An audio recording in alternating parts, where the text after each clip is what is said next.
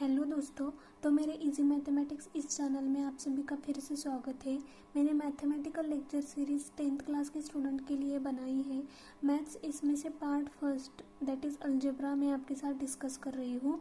उसमें से first chapter linear equation in 2 variables ये हम डिस्कस कर रहे थे। उसमें लेक्चर नंबर 13 में आज अपलोड करने वाली हूँ।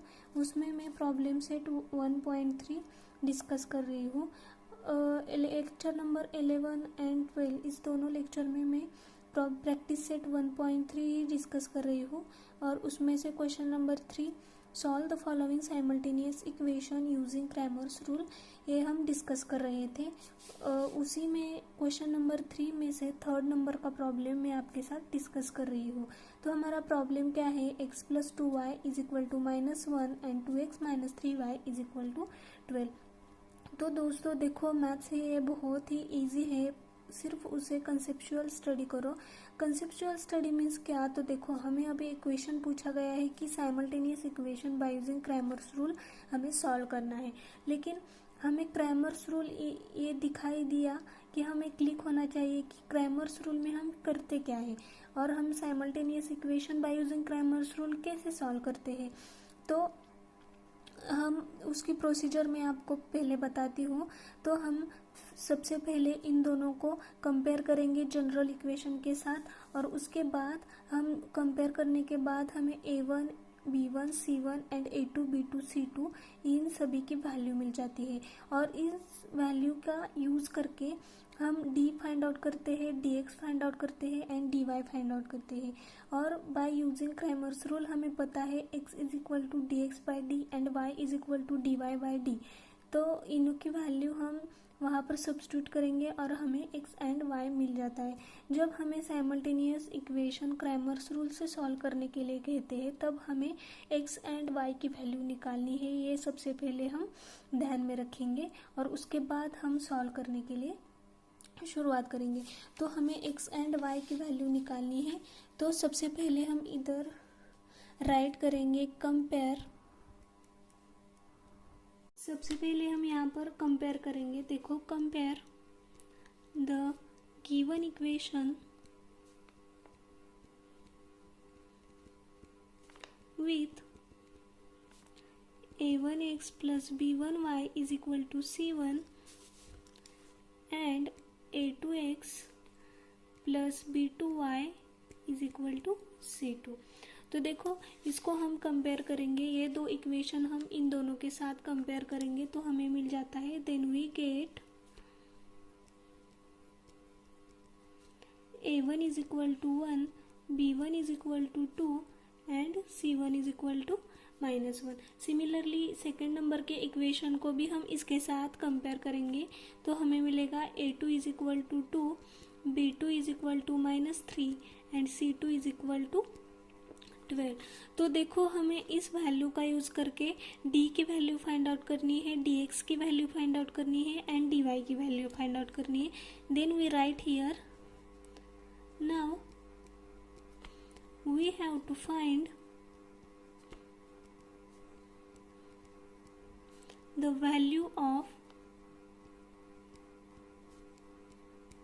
d, dx and dy। तो हमें इस वैल्यू का यूज़ करके हमें इन तीनों की वैल्यू निकालनी है। तो सबसे पहले हम d की वैल्यू निकालते हैं।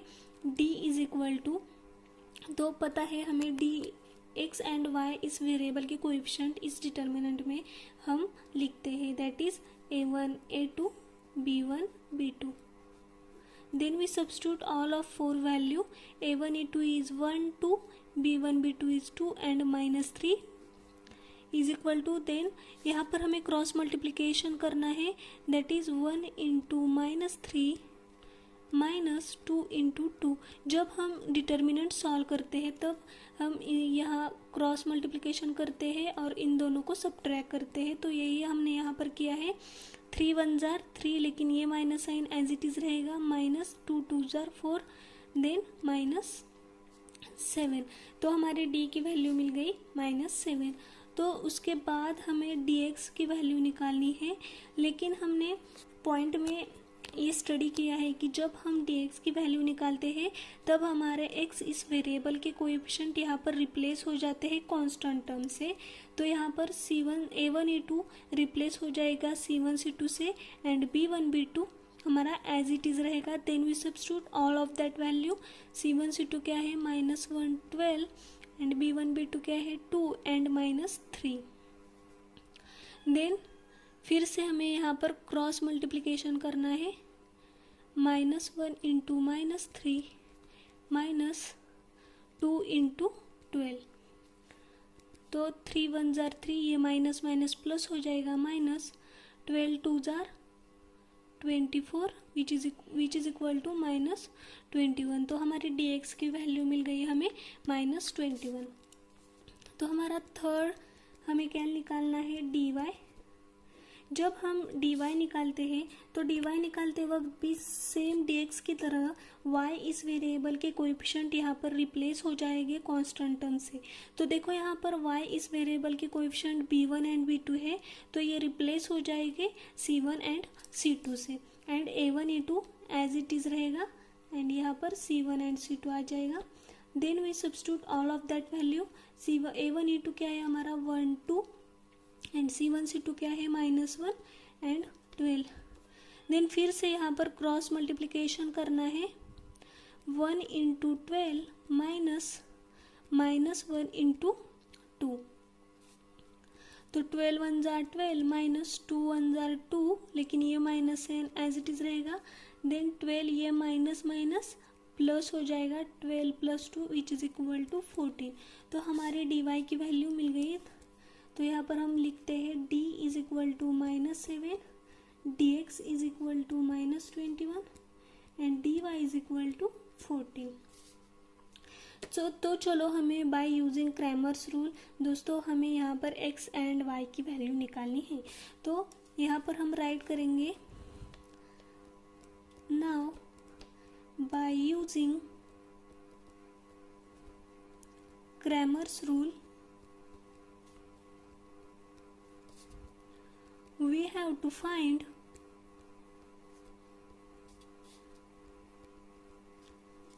the value of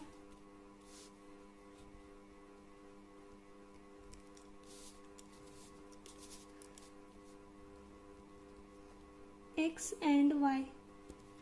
तो हमें x एंड y की वैल्यू निकालनी है बाय यूजिंग क्रैमर्स रूल। तो हमारा x क्या होता है, x is equal to dx by d and y क्या होता है dy बाय d। तो हम dx एंड d की वैल्यू सब्स्टिट्यूट करेंगे। dx हमारा क्या है -21 एंड d की वैल्यू क्या है -7। देन 7 1 जार 7 7 3 जार 21, ये माइनस माइनस कैंसिल हो जाएगा। देन हमारे x की वैल्यू क्या आ गई 3। सिमिलरली यहाँ पर dy की वैल्यू हम सब्स्टिट्यूट करेंगे। dy हमारा क्या है 14 एंड d क्या है -7। देन 7 1 जार 7 7 2 जार 14, ये 2 एंड ये minus sign as it is रहेगा। Then implies x and y is equal to 3 and -2। This is our final solution. तो देखो हमने ये बाय यूजिंग क्रैमर्स रूल ये साइमल्टेनियस इक्वेशन सॉल्व किया है। तो देखो दोस्तों हमारा 4th नंबर का प्रॉब्लम है 6x - 4y is equal to -12 and 8x - 3y is equal to -2। तो ये इक्वेशन भी हमारा यहाँ पर क्वेश्चन भी सेम है, solve simultaneous equation by using Cramer's rule. तो देखो यहाँ पर हम सेम प्रोसीजर फॉलो करेंगे। Compare the given equation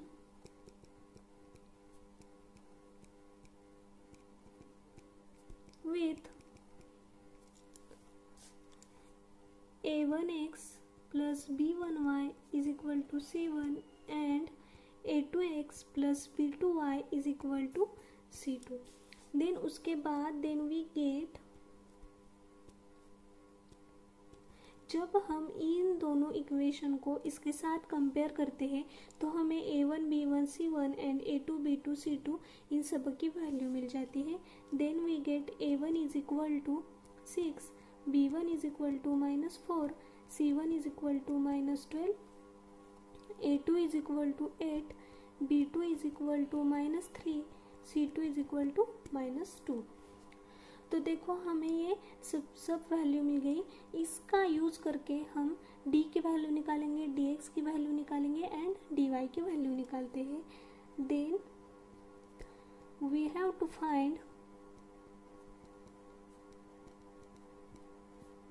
the value of dx and dy। तो चलो दोस्तों अब हम इन तीनों की वैल्यू निकालते हैं। फर्स्टली हम d की वैल्यू निकालेंगे, लेकिन जब हम d की वैल्यू निकालते हैं तो हम पता है डिटर्मिनेंट में हमें x एंड y इन दोनों वेरिएबल के कोएफिशिएंट यहाँ पर इसकी वैल्यू हमें सब्स्टिट्यूट करनी है। That is a1 a2 and b1 b2। हमें पता है a1 a2 b1 b2 ये हमारे x एंड y इस वेरिएबल के कोएफिशिएंट हैं। Then the substitute all of that value a1 a2 6 8 b1 b2 -4 and -3। फिर से हमें यहाँ पर क्रॉस मल्टीप्लिकेशन करना है और उन दोनों को सबट्रैक्ट करना है। 6 इंटू -3 -4 इंटू 8, 6 3 जार 18। ये minus sign as it is रहेगा, ये माइनस एज इट इज़ रहेगा। 8 4 जार 32 एंड ये माइनस पर भी एज इट इज़ रहेगा। देन -18, ये माइनस माइनस प्लस हो जाएगा, +34। तो यहाँ पर हमें वैल्यू क्या मिल गई 14, +14 वैल्यू मिल गई। देन उसके बाद हमें dx की वैल्यू निकालनी है। dx, लेकिन दोस्तों हमें पता है जब हम dx की वैल्यू निकालते हैं तब x इस वेरिएबल के कोएफिशिएंट यहाँ पर रिप्लेस हो जाते हैं कांस्टेंट टर्म से। तो यहाँ पर a1 a2 रिप्लेस हो जाएगा c1 c2 से and b1 b2 as it is रहेगा। And then we substitute all of that value -12 -2 -4 -3। And फिर से हमें यहाँ पर क्रॉस मल्टीप्लिकेशन करना है।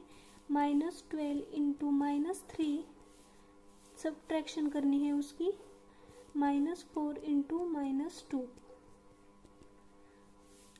12 3 जार 36, ये माइनस माइनस प्लस हो जाएगा, -4 2 जार 8। देन 36 -8 28। तो हमारी dx की वैल्यू हमें क्या मिल गई 28। तो थर्ड नंबर हम क्या निकालेंगे dy। चलो दोस्तों तो dy भी इसी तरह निकालते हैं। जब dy निकालेंगे तो y इस वेरिएबल के कोएफिशिएंट यानी b1 एंड b2 रिप्लेस हो जाएगा c1 एंड c2 से and a1 a2 as it is रहेगा एंड b1 b2 रिप्लेस हो जाएगा c1 एंड c2 से। Then we substitute all of that value 6 8 -12 and -2 and solve the determinant by cross multiplication. 6 into -2 -12 into 8, 6 2 जार 12, ये minus sign as it is रहेगा, -96, 12 8 jar 96 minus, लेकिन -12 ये minus and ये minus plus हो जाएगा 96 which is equal to 84। तो देखो हमें d की वैल्यू मिल गई 14, dx की वैल्यू मिल गई 28 एंड dy की वैल्यू मिल गई 84।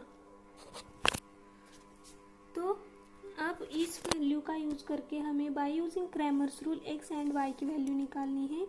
Now bye using Cramer's rule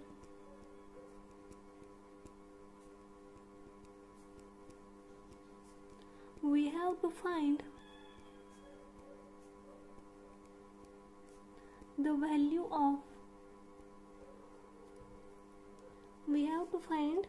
value of x and y।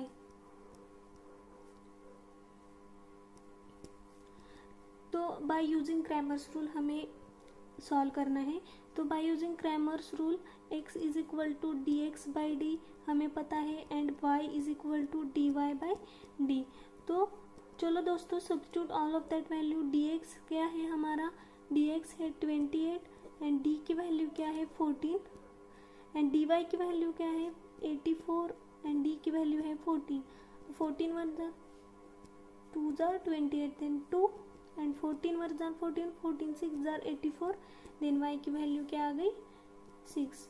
तो x and y is equal to 2,6, this is our final solution. तो देखो दोस्तों, बाय यूजिंग क्रैमर्स रूल हमने ये भी इक्वेशन सॉल्व कर दिया है। ये बहुत ही इजी है, आप उसे कंसेप्चुअल, ओनली आप मैथ्स को कंसेप्चुअल स्टडी करो तो आप बहुत ही आगे जाओगे। आप रट्टा मार कहीं भी मत करो। तो जब आप रट्टा मार करेंगे मैथ्स को, यानी कि हाँ आप पढ़ के उसको ध्यान में रखेंगे तो ये आपको सॉल्व नहीं हो जाएगा। इसलिए आप उसको कंसेप्ट क्या है ये समझ लो और फिर एग्जाम्पल सॉल्व करो। और मैथ्स को सिर्फ प्रैक्टिस की ज़रूरत पड़ती है, आप बहुत सारी प्रैक्टिस करो तो आपको मैथ्स बहुत ही ईजी जाएगा।